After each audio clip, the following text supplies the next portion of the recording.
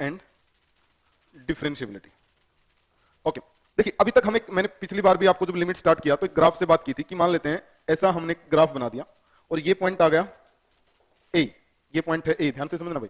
और अगर हमें ए पर एग्जैक्ट वैल्यू नहीं मिल रही है, ए पर यहां पर व्हाइट बॉल है, यानी हमें एग्जैक्ट आंसर नहीं मिल रहा, तो हम क्या करते थे सर, ए से थोड़ा सा छोटा यानी ए नेगेटिव पर वैल्यू निकाल देते थे, ए पे थोड़ा सा बड़ा यानी ए पॉजिटिव पर वैल्यू निकाल देते थे। ध्यान से, तो हमने किया कि sir limit x tends to a positive of f x और limit x tends to a negative of f x, ये दो चीजें निकाली।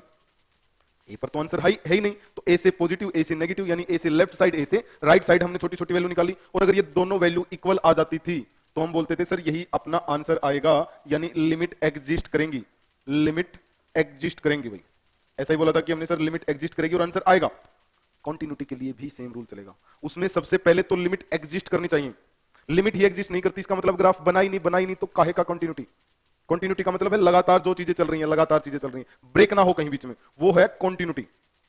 अगर इसकी बात की जाए तो क्या सर ये कॉन्टिन्यूस नहीं है? सर कहां है कॉन्टिन्यूस? ये तो ए पर देखो, जब आप आए हैं तो आपने तो यहां आकर पेन उठाना पड़ा था। हाँ सर बिल्कुल, क्योंकि ग्राफ तो ऐसे ही है ना, यहां तो हमने पेन उठाया बीच में आके, हाँ इसका मतलब ये कॉन्टिन्यूस नहीं है।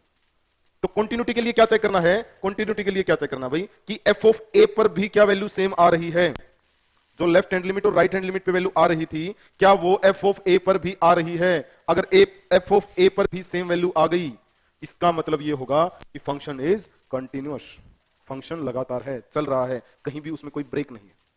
समझ रहे हैं? सेम बात यहां तक तो 66 2/3% तो लिमिट का काम है, बचा कौन 33 1/3%, वो क्या है? डायरेक्ट वैल्यू पुट कर दो फंक्शन में।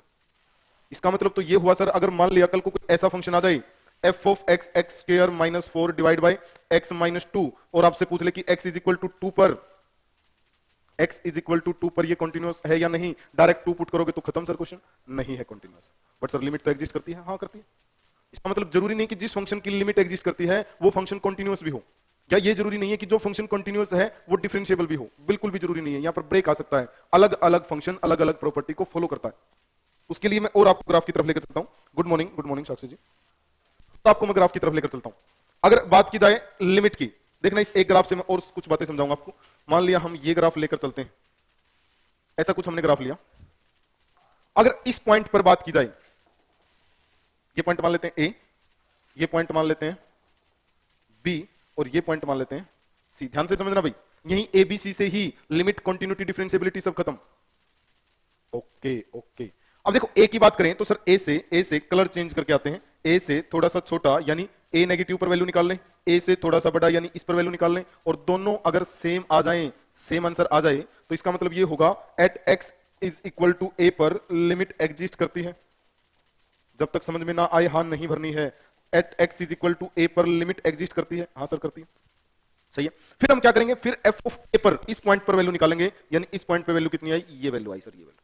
अगर ये तीनों ही इक्वल हैं, यानी एलएचएल, या आप ऐसे लिख सकते हैं कि sir f of a positive is equal to f of a negative is equal to f of a आ जाए, तीनों इक्वल आ जाए, लेफ्ट राइट और ऑन द पॉइंट, इसका मतलब फंक्शन कंटिन्यूअस है।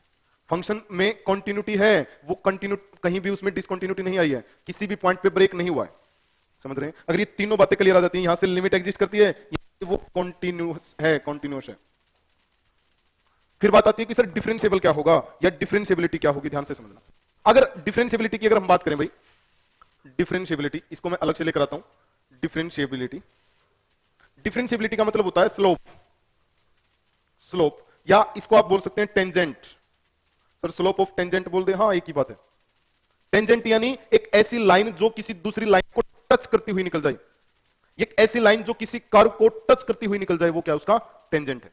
जैसे मान लिया ये कर्व है, इसके इस पॉइंट पे आपको कंटिन्यूटी या डिफरेंशिएबिलिटी शो करनी है, तो इस पॉइंट पे आपने क्या किया, ऐसे एक टेंजेंट ड्रॉ किया, ये रहा वो टेंजेंट, ये रहा, ऐसे आपने एक टेंजेंट ड्रॉ किया, यानी इस एक पॉइंट पे एक ही टेंजेंट ड्रॉ हुआ है, इसका मतलब ये डिफरेंशिएबल है। एक पॉइंट पे एक से ज्यादा अगर आपने टेंजेंट ड्रॉ कर दिए, इसका मतलब वो डिफरेंशिएबल नहीं है। डिफरेंशिएबिलिटी के लिए क्या होना चाहिए, एक सिंगल पॉइंट पे कोई भी ग्राफ हो, कोई भी फंक्शन हो, वो एक सिंगल टेंजेंट को ही फॉलो करे, एक सिंगल टेंजेंट ही ड्रॉ करवाए, तो इसका मतलब ग्राफ कैसा है, डिफरेंशिएबल है, नहीं तो ग्राफ डिफरेंशिएबल नहीं। समझ रहे हैं? सर डिफरेंशिएबिलिटी का कोई और दूसरा तरीका बताते हैं। जैसे अगर इस पॉइंट की बात करें, हमें अगर सी पर सी पर देखो कंटिन्यूअस है, बिल्कुल है सर, पेन लगातार चल रहा है तो इसका मतलब कंटिन्यूअस है। लिमिट एग्जिस्ट करती है, यहां चेक कर लेते हैं, अनलिमिट भी एग्जिस्ट करती है। तो क्या ये डिफरेंशिएबल है, चेक करते हैं। इस पॉइंट पे अगर आप ये एक लाइन खींचेंगे तो क्या ये इसका टेंजेंट नहीं है? आप कहेंगे बिल्कुल है।